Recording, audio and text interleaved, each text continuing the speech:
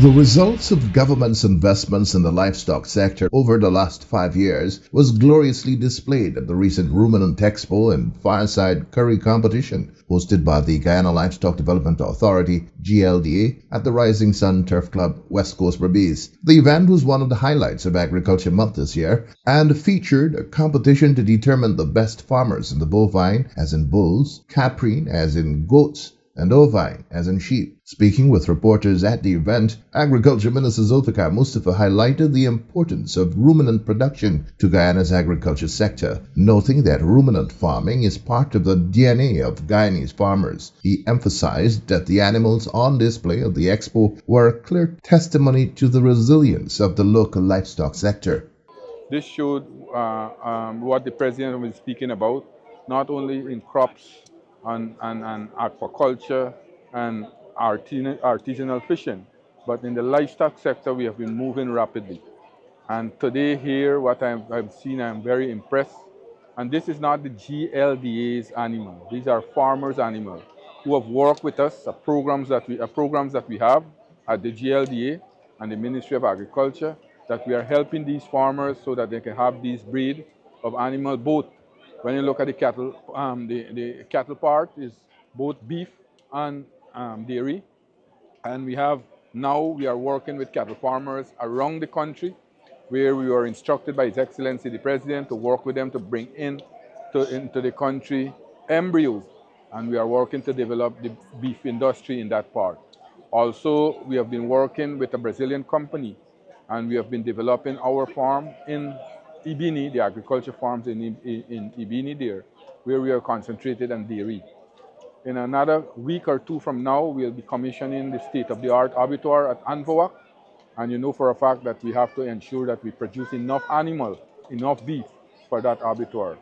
What I have seen here today, I am very, very heartening and impressed, because it seems that we have been, over the last 5 years, we have exceeded the number of animals that we have set ourselves. We have different types of animals, different types of cattle, different type of sheep and goat. We have the Dorper, we have the black belly, we have the Brahmins cattle. So these are different breed. The Agriculture Minister noted that government has also been investing heavily in artificial insemination and embryo transfers, investments that have been making a big impact on the growth of the sector. What we have been doing also, we have expended a lot of money in doing the artificial insemination, doing the embryo transplant, and also we have been working with farmers to set up training areas for them. We are now developing a 650-acre plots so that farmers can have their own pastures, and we are working very, very aggressively with farmers in various parts of the country, because we gone are the days when you only take your animal out there and leave them in the wild to graze. Now we have to work and develop a system where we are now taking care of these animals. You know, we have a program with Barbados that we want to now develop a brand, a black belly brand in this part of the world, hemisphere, to replace the New Zealand lamb coming to this part. And I think that program has been very, very successful. Over 500 farmers have already benefited from that program. And we have received from the Barbadian government approximately 1,000 black belly sheep. We have increased that now. I believe it has increased triple. We have tripled that amount. And it shows our commitment in making this brand commercial in our country. So I am very, very optimistic that we are celebrating Agriculture Month, but this is one of the activities I'm very impressed with, the exhibition, the display that I have seen here. And I think our country future is bright in terms of taking in the slaps that will be created when reducing the food import bill in CARICOM, by reducing it by 25%. I think Guyana can make a very, very valuable contribution in taking in the slack that will be created there. So I'm happy that I'm here, and I'm very impressed with what I am seeing over the last few hours I am here. Based on the success of this event, Minister Mustafa said next year's event will be bigger and reflective of a national reality. This here will be bigger, in a larger scale. Here, next year, I'm hoping that we can have farmers from all the regions in our country assemble at one area, and we can see the different breed of animals. This is only a limited amount we have seen, and I am very impressed. And a lot of people, patrons here, who are here today, they are very impressed, and Many of them told me that they never knew that we have all these types of animals in the country, and GLDA have been helping farmers to breed these animals. Commenting on the black-belly sheep program in Guyana, a collaboration between the government of Barbados and Guyana, Minister Mustafa said it's been a huge success so far. Well, we have started that already. You know, this program for the black-belly sheep started here. We have the abattoir now being built here.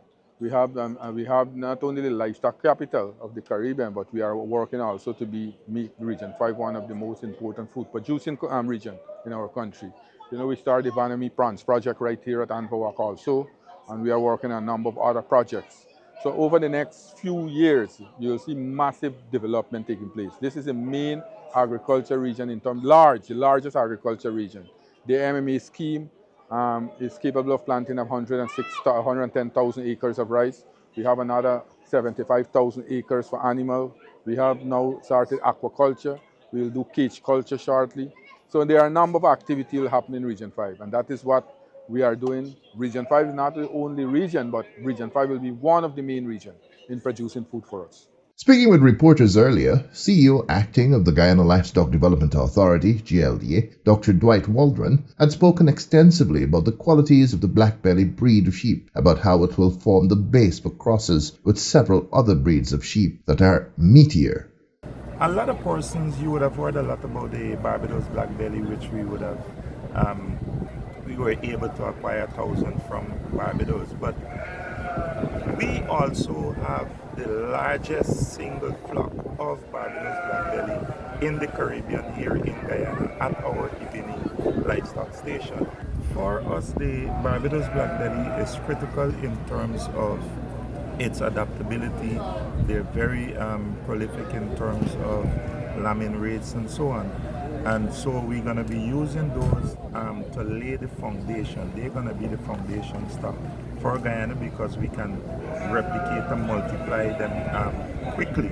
So we also have the black-head dorpers, we have white-head dorpers, we have Catadin here.